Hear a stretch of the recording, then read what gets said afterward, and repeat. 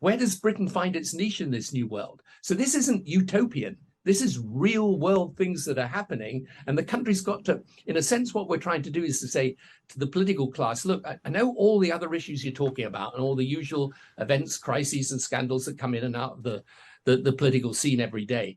But if you're thinking about the long-term future of this country, its economy, its public services, how we find our, as I say, our place in this new world, this is what you've got to concentrate on, because it's this that will determine whether you succeed or fail.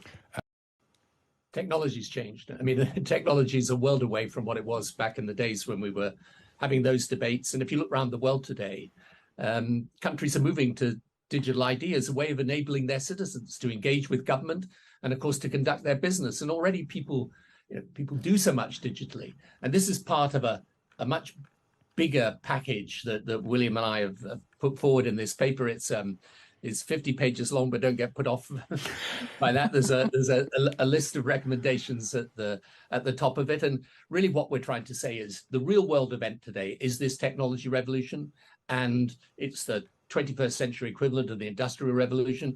And unless we as a country understand, and the politics of the country understand this revolution and try and harness it properly, then we're going to get left behind.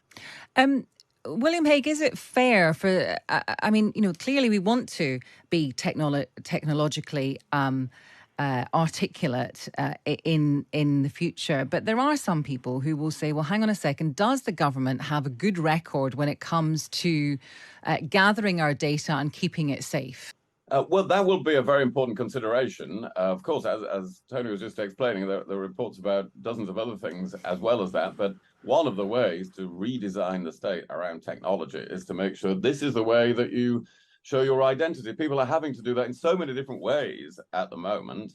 And Estonia, for instance, has created a very good system of this. People are saving, on average, about 5 working days of their time because they don't have to come up with all the other ways of showing their identity. But it then allows government to organize itself to have more personalized